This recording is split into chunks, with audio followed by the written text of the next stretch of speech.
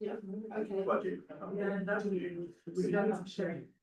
You're on it, as long as you're on it, I don't mind. I'm going to look on the achievement campaign. Right, good evening, everyone. Welcome to this meeting of the Weymouth Town Council Environment Services Committee on the 21st of January 2026. We've got a relatively short agenda, but with some really important items on it. So we'll start straight away. Apologies for absence. I'm aware of one that we've received, which is Councillor Weller. Are there any others? No other apologies. No other apologies. So I'm happy to propose approval of those. Lovely second. Councillor Taylor seconding. All those in favour? Unanimous, thank you. Declarations of interest. I've actually got one to declare. So on the item 8 about the CEE action plan, my place of work, Wey Valley Academy is mentioned. In terms of tree planting, which I was lucky enough to go along to, and I know the students thoroughly enjoyed, and there's more planned in the near future. A bit of a postponement due to the boggy ground at the moment, but there'll be more happening soon. So it's I have a role at school as sustainability lead, but I'm not paid for that role. It's a voluntary position, so it's a non-pecuniary interest. Any other declarations of interest? No?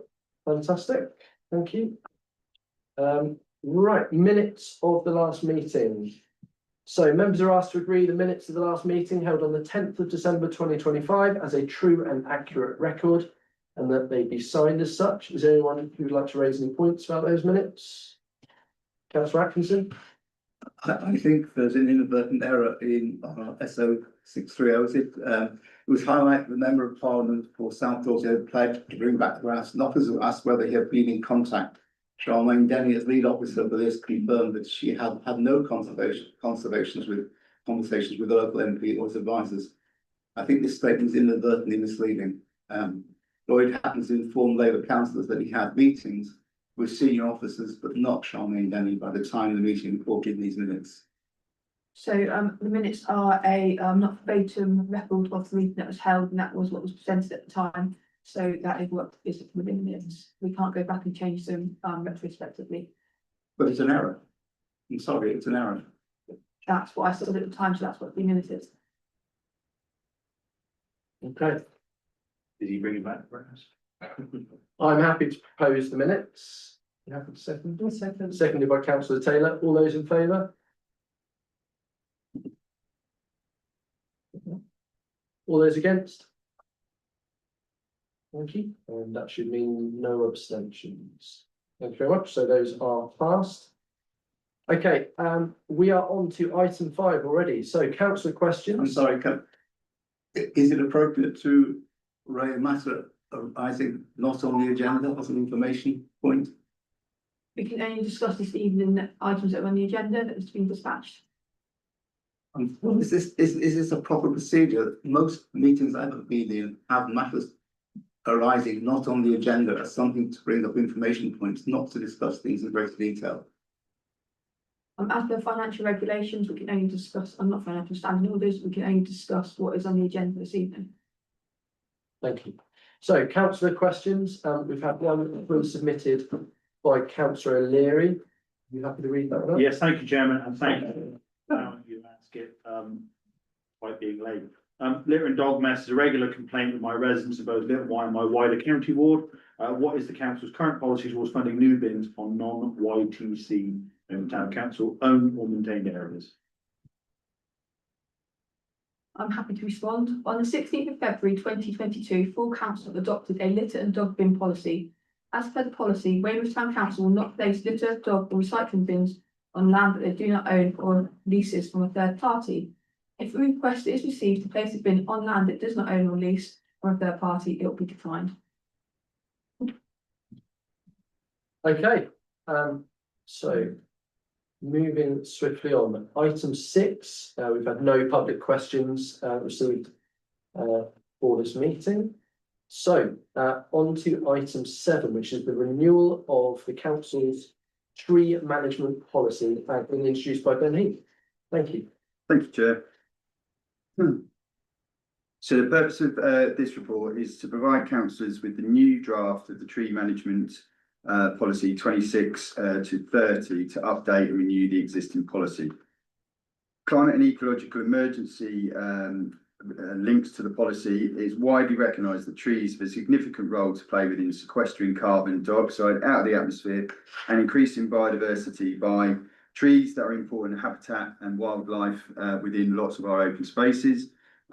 Lines of trees that are important to create green corridors, leaving felled wood, habitat and biodiversity improvements.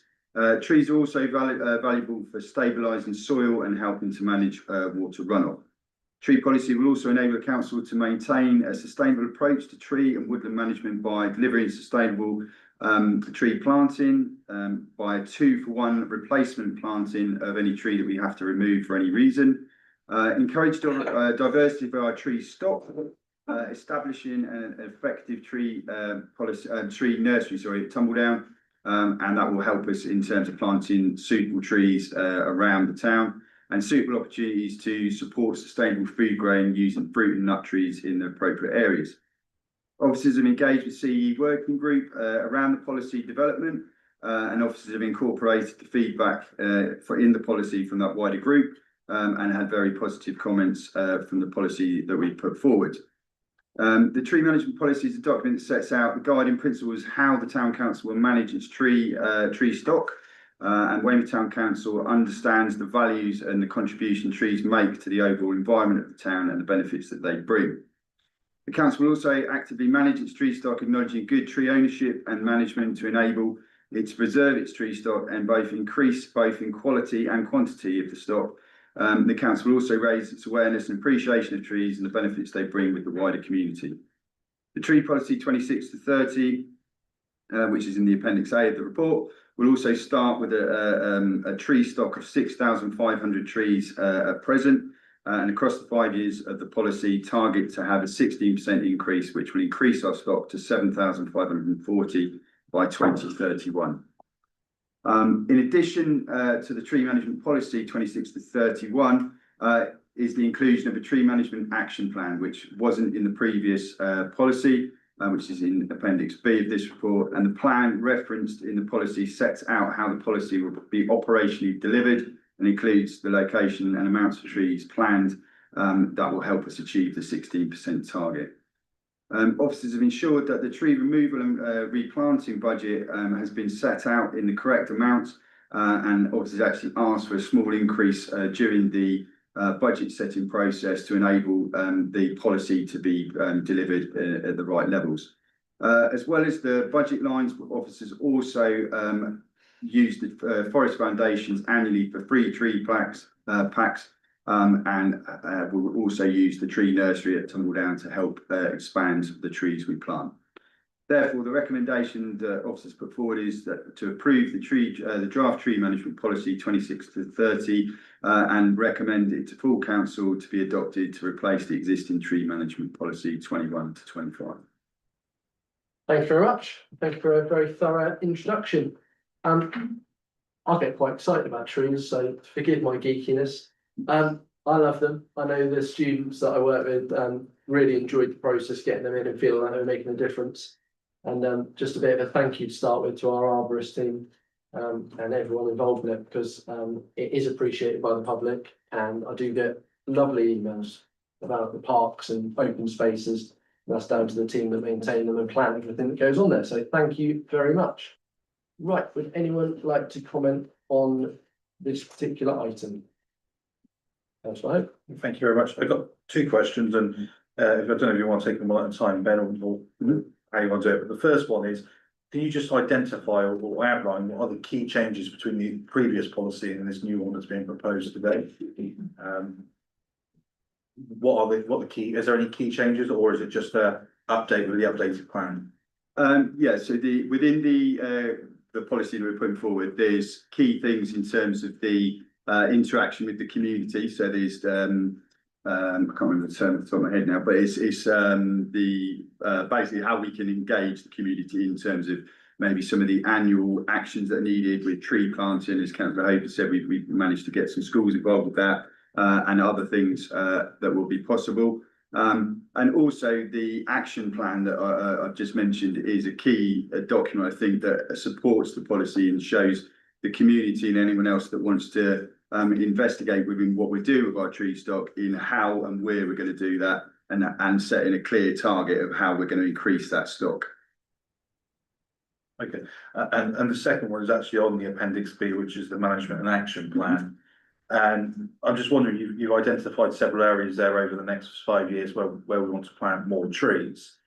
How do we come up with that defined list? Because I think Malcolm Regis area, which is a heavily built up area, not a green space, doesn't seem to be covered in there. And I'd like to have seen Malcolm Regis have more trees, especially when we talk about fruit and nut trees. You know, there's an area of deprivation there with free food, and which could be used, would have been nice. The second one I note as well, you've got notes around how many trees were previously planted. So I use the example of Links Road, 200 to maintain, plus you're looking to do another 250 200 this year with 50 at Tumbledown. How accurate are those figures? Because a lot of the trees that are planted are very small whips. I think that's the right terminology there, isn't it? It is. And I remember planting loads of them down on the marsh, but you've said 200 to maintain, but is that realistic? Or when you say 200, you plant 250, expecting 50 not to take?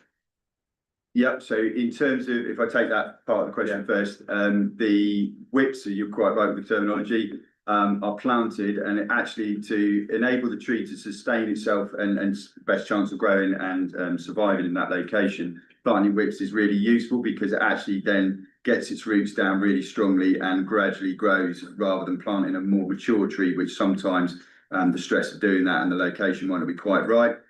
It can suffer sometimes and not be as strong or potentially die.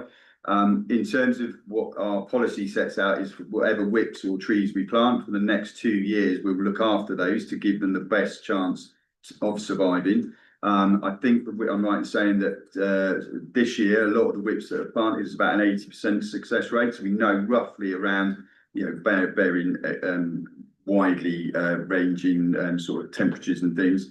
But normal conditions, we should have a good survival rate of the trees we plant. And I can't remember the first part of the question you asked me, sorry. So that 200 there, you got to maintain, you basically accumulate for the 20% loss. So yeah, so there will be a factor of some loss, because in terms of trying to get every single tree to survive, it's probably yeah. And the first point of that second question I had was around the located areas and how were they chosen, and All right, yeah. Was Malcolm Regis considered? Because again, I know it would have been a nice area to increase trees. Sure, and obviously that plan is where we're planning on, so there's no reason why we can't look at other areas as well, but obviously within what we can manage and make sure that we're keeping that success rate. We did use some of the Canopy survey data, which is linked into the policy on the links that are provided. So some of those areas are low in that area as well. So we've looked at that in terms of choosing some of those.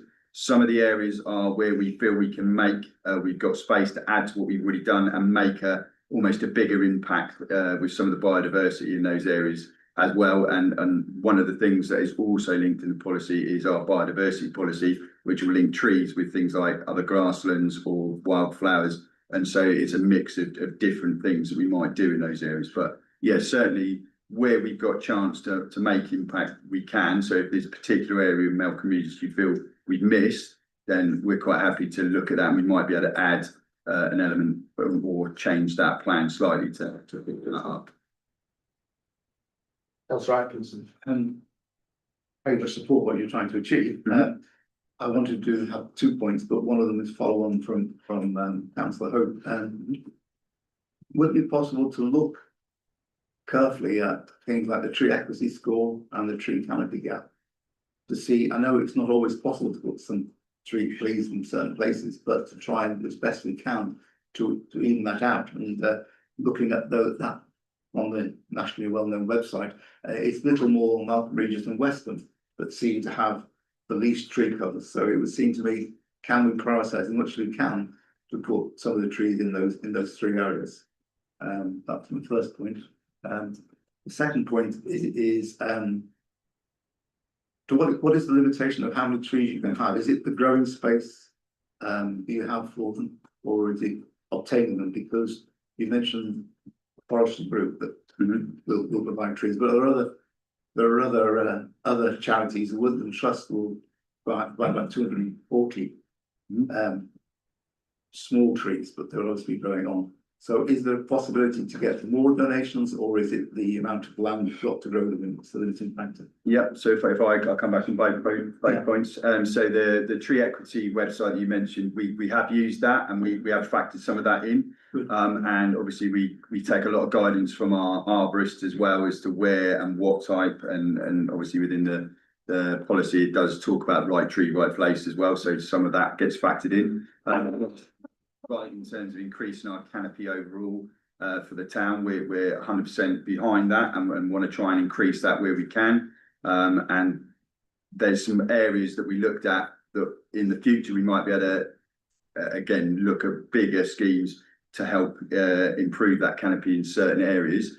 And in terms of the amount of trees we can plant, so the plan looks at, and again taking the guidance on what our arborists feel that they can manage within a year, and hence that's why on the table it shows newly planted trees as well as trees from the previous year, because they're on a 2-year management to make sure that we try and keep as many alive as we can. That's what sort of limits the amount that we can plant in any 1 year, to make sure we don't plant too many with no chance of keeping them alive. Thank you very much. Councillor O'Leary. Yes, thank you very much. Brave trees don't get me as excited as they do you, Councillor Bell, but they're a very important place for trees. But where are they to go? For instance, we have on here 100 set for Luvias Road near the skate park, 200 for Bowley's Cove Way, and 150 at Elm Close. All 3 areas which are in my county ward and 1 area is in my town ward, so I know them well. Luvias Road, we're just about to have hopefully a lot of foliage cleared from the skate park area that hasn't been properly maintained for many years, going back to the borough. I don't blame this council, but it was the borough hadn't probably maintained it for a long period of time. Bowley's Cove Way is a beautiful clear open area at the minute near a lot of properties. And then Elm Close once again is a small cul-de-sac near the play park. Once again, while there are trees down there in existence, is an open area once again near properties.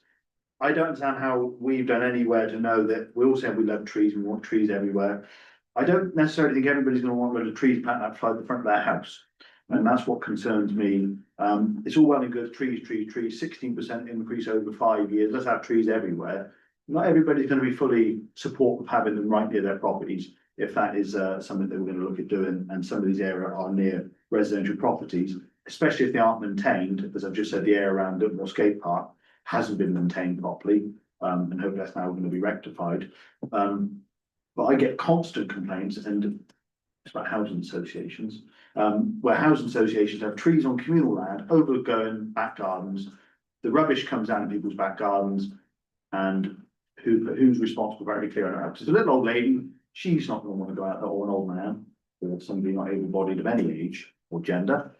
Goes out there, they're not going to want to clear up. Okay, politically correct. They're not going to go out there and clear it up. They may or will not be able to. Therefore, whose is responsibility? So it's all well and good having loads of extra trees, but are we going to actually properly maintain them? And I know it does say on there maintain, but I just hope that we actually mean it. And second one is, do we know that people aren't going to turn around and say, actually, I don't want all those trees planted in front of my house? Because we're servants of our residents. And if my residents don't want 200 trees planted in front of their house, I'm going to represent them because I think that's their view. And I can't see in any of the documentation any public consultation on these sites. I know we said about communication with schools, but we do represent more people other than the CE group, and our school children actually represent householders as well. So those are my concerns. And a positive that's been missed, everyone looked up then, is that trees provide shade. So on a hot day, if there's no shade, for people that are struggling with the heat, trees also do provide much needed shade in certain areas as well. So there's a positive that wasn't on there that I couldn't find. So I have to want to finish on a good note. But those are my thoughts. Will you respond? Yeah, I can. In terms of the Sorry, skate, can I make a procedural point? So- It wasn't some, this is going back to a few issues of the council. That wasn't a criticism directed at officers. That was my opinion as a councillor. There was no direct question to you as an officer. But you're obviously, you can come back, but that is my position on this. And I'd be interested to have a debate with other councillors, because we've heard all about the positives of trees, and trees are wonderful, but it's where and how they're looked after. So, Is there anything you'd like to say about that? Yeah. don't feel obliged. No, that's fine. Yeah, in terms of the areas, and I know that bits by the skate park that you referred to, so yeah, I'd agree that maybe those bits of trees, or shrubs and other bits and pieces in there, they probably do need some work on those, and open that area up a bit. And the areas where we plant the trees, we wouldn't block plant in front of people's houses. We would do it sympathetically with the area, and we're not looking to close down open spaces. It's about making it to enhance the open space, so it provides the shade, it provides the wildlife support and biodiversity, but it also enhances those spaces for everyone to use without shutting down light or access or anything of that nature. Councillor Dickinson. I'd like to ask about Elm Close actually, Mhm. because obviously I've had quite a lot to do with that, because I've been wanting to get the path in. I'm trying to visualise it. Yeah. Where would the trees actually be? Are they going towards where all that, where it's all overgrown, because we've been out there many times, haven't we? Yep. Is it going there? So the Elm Close, I'm trying to think now which bit on Elm Close at the top of my head. Do you want a map then, would that help? Yeah, I can't remember which bit on Elm Close. You're not going to stop doing the path that you promised me. No. It sounds more like, We're very pro. it sounds more like over a drive. It says between the Willows and the plane park, that would be over a drive, not Elm Close. It's Oh, between it them, is. isn't it? It's there. Between the two roads. Yeah, so it'll be in areas that the arborists have looked at and have identified as suitable areas to put a block of trees in. And that's one of the other things with what we're saying is that rather than obviously in urban areas where we haven't got lots of open space, we might plant very small amounts of trees to improve those areas. But where we've got blocks and areas that we can open up and put like collections of trees, if you like, that would be what we aim to do, to enhance lots of different bits. Elm Close, that's Elm Close area. Yeah. So, I mean, as you're aware, it goes towards the car park and there's a. Yeah, probably the best thing I can do is come back. I'll come back to you with the exact areas. If you won't mind, that would be great. Without the bit in front of me. But I'm not yeah. against it at all. No. But it's just the way. Just Yeah. trying to visualise. And it's the same with the comment that was made about putting it in front of houses, and is making sure that the locations are right, and like I say, the arborists will assess that very carefully to make sure that we don't stop access for cars or access for anything else. Park with the path, Yeah, exactly. So- So, So if I can sort of just bring this together, the arborist team, obviously the experts, they're very open conversations. I've had conversations with them about Radipole Park, and they've all talked to you about what goes where and why they've chosen a specific species. And as part of that community engagement that's mentioned in the plan, I've got to say the arborist team, for people that don't teach teenagers all the time, were superb. They were talking through why they put that in the boggy ground and why that was over there. So absolutely have those conversations with them. My experience has been they're really open to it, and they'll have that chat, and it's great. Councillor Hope next, and I'll come to you, Councillor Hope. Yeah, thanks very much. Again, just coming back on locations, Links Road. Obviously, just coming out of COVID, we planted all the trees there for every child that was meant to start school during COVID. And that is quite it's got a sign, it's a real special meaning, and it's a great thing that was done there. So again, I was just like to make sort of similar to the comments there, just as an assurance that when we enhance the trees in that area, that they are slightly away from that, because I think those trees in that wooded area and that nature area has got a meaning and a purpose for what it is. So it'd be just nice that there's plenty of room down there, but it'd be just nice to segregate so that doesn't dilute what that is. That's quite special for some people. Fair point. Councillor Leary. Yeah, on that map, the two willows are right by the footpath, and then it's according to that, the description on the appendix. The trees will basically be in front of those houses there, so I would very much like to meet with the arborist. Should probably say with my daughter's councillor hat on actually.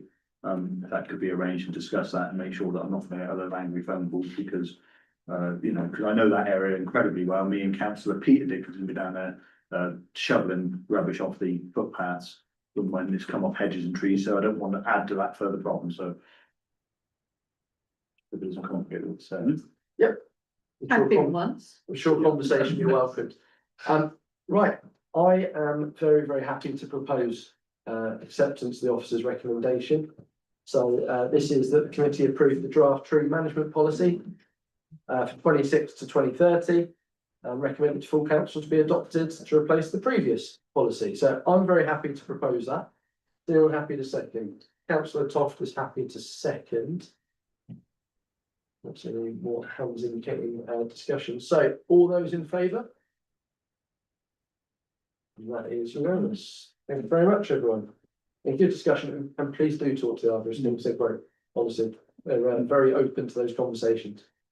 So, next one. Ben's still in the hot seat. So, item 8. This is the climate and ecological emergency, otherwise known as CEE, action plan update. Over to you, Ben. Thank you, Chair. So this report was actually written by Catherine Stott, who's the council's newly appointed sustainability officer. Catherine's been in the council now for about 3.5 months and has already shown that she can drive the CEE work forward. One of the issues before this post was agreed and recruited was that there wasn't a dedicated officer to progress the actions all of the time. Also, although their progress has been made, it's maybe been made slower than what we would have liked up until this point. The purpose of this report is to provide an update on the progress since October 25 and current work and future intentions. Some of the background to the information is that the CE plan was created and then approved by the Environment Service Committee back in 2023 and in response to the Council's declaration of the climate and ecological emergency of 2019. The budget or reserve that the CE has been working with has in the table obviously approved some grants within October to March, around October time, and in the full council meeting last week, the grant allocation of £10,000 was renewed for the coming year. Also within that left a reserve fund of 25,000 and £3,000 of that has been allocated for installing water refill points at 3 of the council's toilet facilities as public access water refill points. And that work would take place in spring 26. And that would leave a reserve budget, if approved by the council, by the committee, of £22,000 for future work across this year. As well as working on projects and using the CE reserve monies, the sustainability officer would also identify suitable grants and look at partnership working to level in additional resources where possible. Part of Catherine's work to date has been to work with the CE group to find and action priority actions from the CE plan.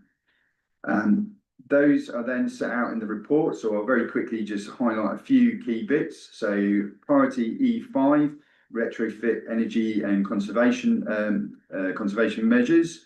E8, working with schools and education institutions, and Catherine's also undertaking work to train as a climate ambassador, helping schools and with climate action planning, and this has already started this month.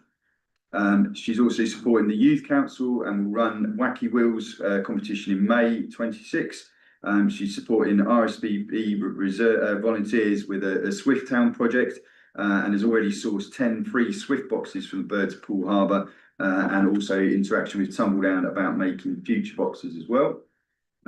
Also, as has already been mentioned, linking with Wey Valley with tree planting projects in Redapole Park, and unfortunately the one at Marsh today was postponed due to the wet conditions, but will happen again shortly.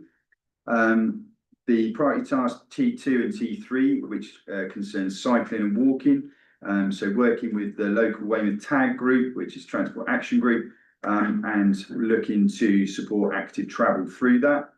Continue to build on the Weymouth Trails website and communication of where and how to be active and travel around Weymouth and utilise some of our open spaces.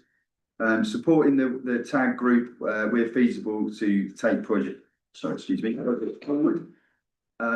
L1, producing the tree plan for Weymouth, which will link into what the previous report we've just heard about. Tasks L5 and L4, providing food and water waste within, reducing, food and water waste within the town. And working with a range of community-based organisations, including Tumbledown, to support sustainable food for residents and how to access this and reduce waste where possible. C1, working collaboratively with Dorset Waste Partnership, looking at the reduce, reuse, recycle and less waste. And Catherine's looking to work with Litter Free Dorset and the resort team in the summer to run some information and communication about litter and plastic waste using the seafront. Worked with the resort manager to revise the green events guide, which will be coming forward in March E&S agenda. And currently a pilot scheme to reduce recycle coffee grounds and take them to Tumbledown for composting. Nearly there. The last one on the priorities is C7, to produce a communications plan to engage with residents and businesses about all of the things that the CEF plan is looking to achieve, and how for them to become part of that work. On the decarbonisation plan is to continue working on that and the actions to reduce our own council CO2 emissions and actions to push that decarbonisation plan forward. And then it was to say that the CE working group membership, although it has councillors and members from the outside, we are open to any councillors that would like to come along, whether that's regularly or intermittently. Please make yourself known if you would like to come along, and Catherine will be able to send you the meeting details and agendas. And then obviously at the last full council meeting, a review of CE was proposed and actioned. So following that council meeting, in the next 9 months, there'll be a review of the CE activities and spend and strategy. And obviously the results presented back to full council at a later point this year. The recommendation is that the committee notes that the progress report and approve the allocation of the CE reserve funding for the projects highlighted. Thank you very much. Good effort. That was thorough again. Very, very good. Thank you. So members have had an opportunity to read the very thorough report highlighting all the priority action points and tasks and work that's ongoing. If I could just start, I think for me, the most pleasing element, and thank you to Catherine for this, the energy with which Catherine is approaching outside organisations and encouraging partnership working has been absolutely fantastic. And I've been on the other end of that in my other role in life in my school work. And thank you, Catherine, to really driving things forward, which is great. And also leveraging that ability within the community and other funding routes and grants and energising the community is very welcome indeed. So thank you. Right, is there anyone that would like to make any points on this one? Councillor Toft. As chair of the CE working group, I'd like to say a very big thank you to Catherine for the actual depth and scope of this report. You have achieved an amazing amount in not very long, and to echo Councillor Bell, the contacts you've made is already just showing fruit. So thank you very much. Some people dismiss CE as being nonsense, and again, I would think you probably dismiss the link with the community, but the climate crisis is real, and we can't move ahead with our own carbon accounting if we're not sharing what we learn with the wider community and bringing everybody that we can along with us. And thank you again, Catherine. Anyone else like to speak to this one? Councillor Atkinson. Sorry, to become record, I would too like to record I'm impressed with Catherine Scott's efforts for appointment, and hope she has a long career in this council. Personally, I favour CE's efforts on the environment side rather than on the climate emergency side, but that's a personal view. The Labour Group is waiting with interest to hear the outcomes of Weymouth Town Council upcoming survey of priorities of our residents, and we will support that. I personally do feel that child hunger in Weymouth is a pressing issue, and it's a local issue, but I think climate emergency is an important international effort, but not something that I feel will make a big impact globally by our efforts in Weymouth Town Council. So I wonder, personally, don't think that's a priority. All I'm saying. Thank you, councillor O'Leary. I fully agree with councillor Atkinson on most of what he just said. I particularly agree with the point about I'm really keen on the environmental aspect. And the point I want to make is we have an Environment Services Committee. The name was changed to better reflect the environmental aspect of what the council does. In regards to the climate crisis, does anybody on this committee actually know how much CO2 the Weymouth Town Council even emits? I don't know the figures off the top of my head, but we did have a carbon assessment done in 2019, and Catherine is currently doing an assessment now of our carbon output, so she can match the two to see what progress we've actually made. And I don't know how long that's going to take, because it is quite an in-depth piece of work, but we will be coming back to this committee with the results. Well, I know how much Dorset emits is 0.0038% of all global emissions. We're a town council. Just going back to the tree policy, and I wanted to separate because I voted in support of the tree policy and I like many aspects of it, but things such as help tackle climate change, significantly reduce CO2 levels from the atmosphere, and then in this plan, support the mitigation of the CEE. Now, if we stopped calling CEE, and actually start calling it the Climate and Ecological Emergency Committee, we've had a Climate and Ecological Emergency Committee now for a couple of years. When do we actually say that either the emergency is over or we have failed to stop the climate emergency because we're a town council? You mentioned the customer survey. I asked this question in advance. There's no option to describe, from my response, I understand, to actually register climate change and environmental issues such as that linked to that as a concern or a priority for the council. So there's no evidence other than anecdotal from what we're told as individuals, that this is a major issue for our residents. I was out knocking doors on Saturday in my ward. I do it on a regular basis. I know others do. No one's ever said to me on the doorstep, you really must save the planet and bring down global carbon emissions and climate change. They tell me there's a pothole that needs filling in, a bin needs emptying, my daughter can't get a house anywhere near where she was born and raised. There's druggies taking drugs in the middle of the street. There's people vandalising the play park. They tell me those things. And maybe that's because where I live is different than other places, but they tell me similar things in Preston. They don't ask me to save the planet. That's why I'm a councillor. I'm not interested in getting into the United Nations or Davos. In regard to community engagement, people on the CEE that aren't councillors are unelected. It's not them that I have a problem with.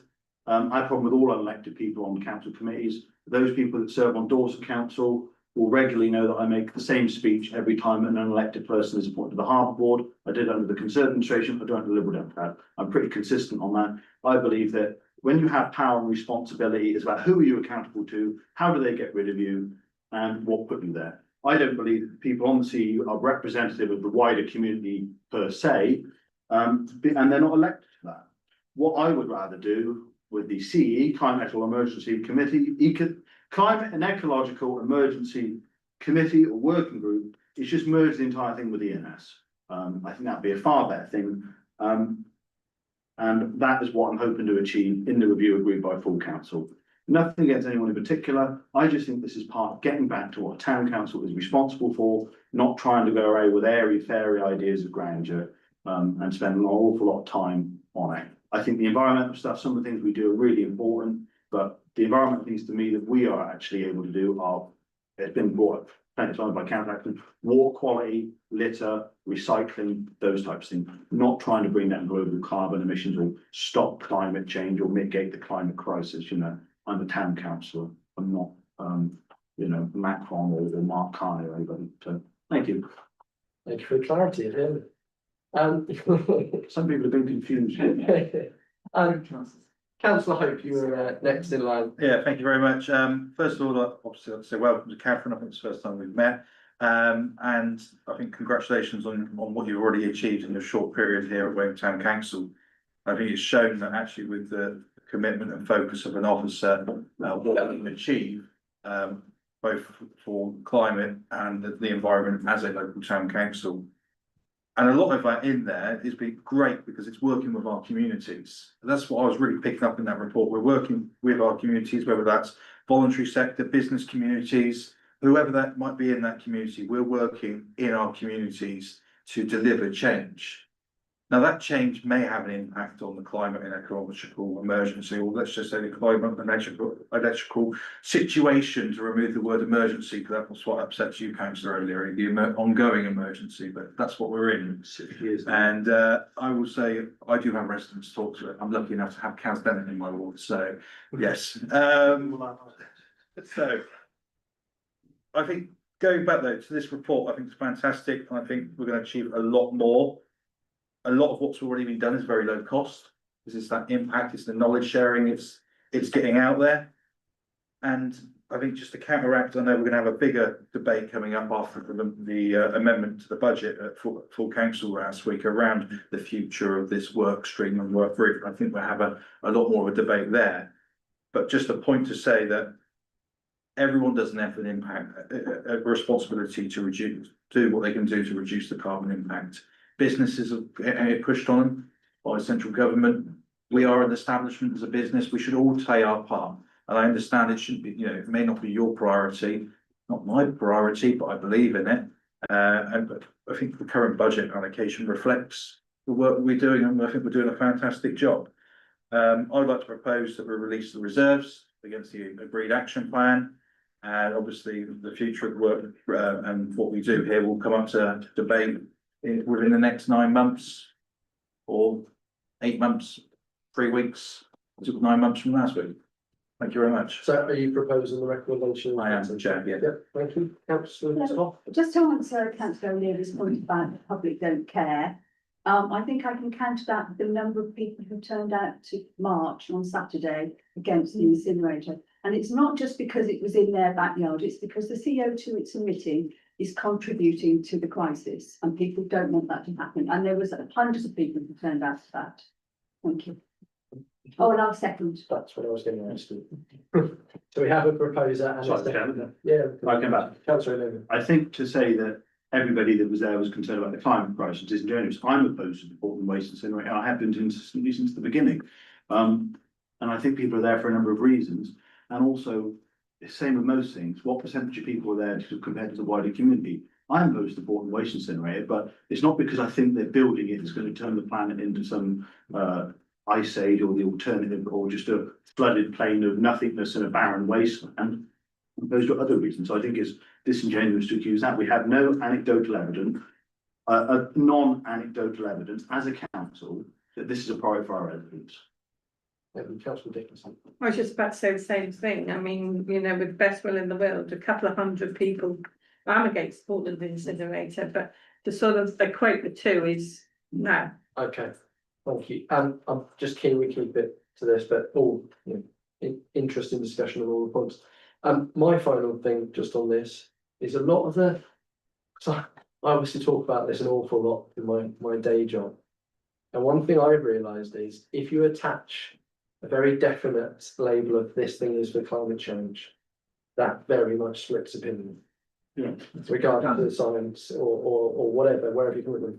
If you say to someone, we can help you reduce your bills in your home, and a side effect of that is you're also helping with reducing our footprint, suddenly you find motivations change. Or if you say to someone, we're going to plant some trees here now, I think I can speak on behalf of Councillor Tofty. We might be thinking of the climate situation. Someone else might go, I just like seeing the blue tips in the garden today. I like seeing the wildlife coming or the swifts coming. So, apologies for the language. So I think depending on how you dress up the individual actions, they can serve different purposes for different people. And if it's making their area more beautiful and that's the focus for them, fantastic. If the side effect of that is then with climate changes in a small way mitigated, then that's a bonus. And then you'll have the opposing view as well. And I see that day to day. I also think that young people coming up through school now are very motivated on this topic and regularly come to bombard me with questions, all sorts of different views. I don't think science is an indoctrination particularly, but there we go.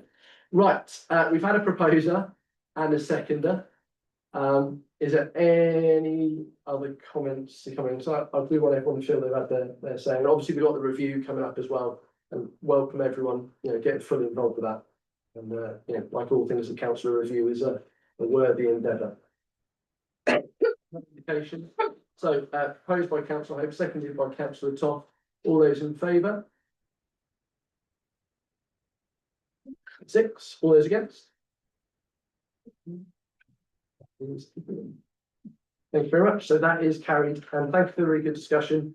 And everyone think ahead to the review coming up as well, because that's obviously going to be a thing this year. Right, next bit, item 9, information items. So council questions regarding information items should be submitted in advance of the meeting. You've had prior sight of them. Quite a few items on there on this one. So members are asked to note those information items. So hopefully you've done that. Just a reminder, and I think it's worth saying a reminder every now and again. Our officers are great at receiving emails based on those information items prior to, after meeting, getting back to you with answers. So if you have got those queries, I'm sure they would welcome your input on them or questions and clarify things. Okay, so at this point, at 7:46 PM, we'll bring the meeting to a close. Thank you, everyone.